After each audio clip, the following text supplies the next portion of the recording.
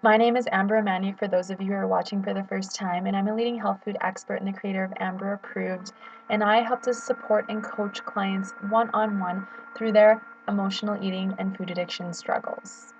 If you did miss part 1 or part 2 of the video series, definitely click links below. You can click on part 1 or part 2, and it will take you to those videos so you can catch up on anything you may have missed in the last few weeks. In the first video, I shared about the thought process of an emotional eater or food addict, and the second part was the actions taken, and I actually showed you what it used to look like when I would binge and eat, just so you could have an idea of the amount of food that I was eating in that process. I post new videos on Wednesdays, so if you are interested, definitely subscribe below, and you can also check out amberapproved.ca for more information. So let's talk about how we feel after a food binge, after we've been emotionally eating. This is definitely described from myself, my clients, and other people that I've known or read about that have, felt really awful after a food binge.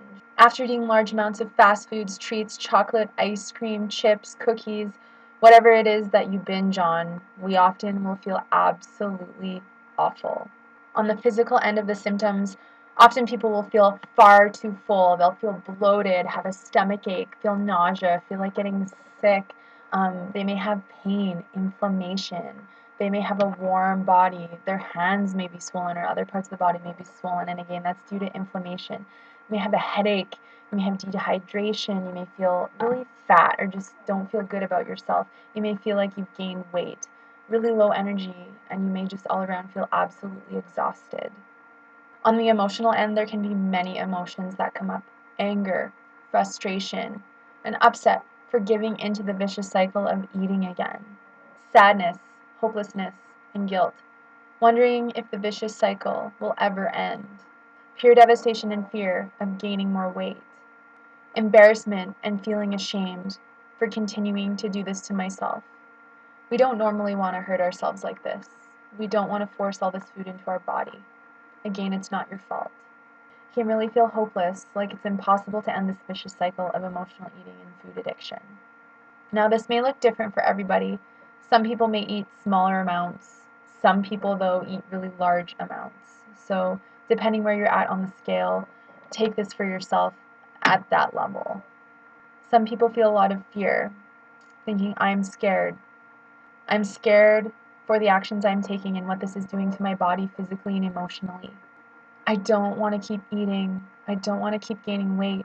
I don't want to keep harming myself, but I can't stop.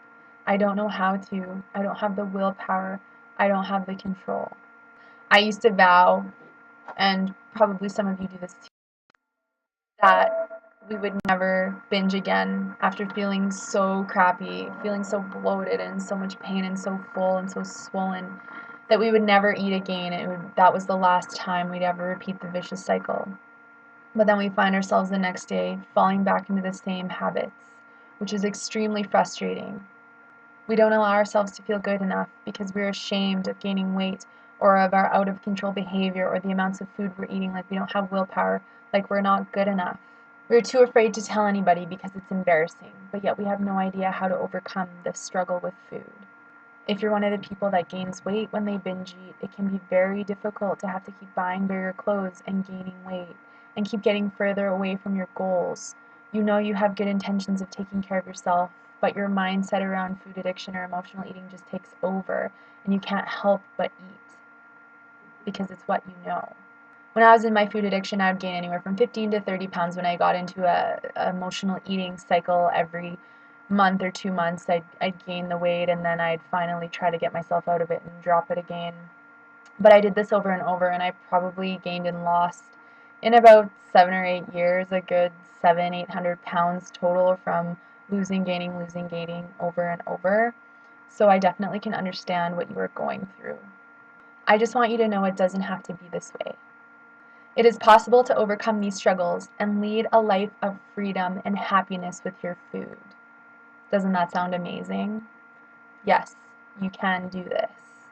Just going to take some dedication, patience, coaching, and hard work. It's amazing what we learn about ourselves when we have to go through these difficult times.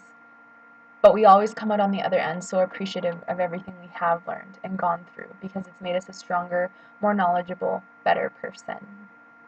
So this wraps up the 3-part series of the steps of what it seems to be when we're going through emotional eating or food addiction. I post videos every Wednesday, so feel free to leave comments below and subscribe to my channel below as well. You can also contact me via my contact page on amberapproved.ca if you have more questions or want to talk to me privately one-on-one about how I'm able to support you through your vicious cycles of emotional eating, cravings, food addiction. Thank you so much for watching this video, and I will see you next Wednesday for my next video. Have a great day.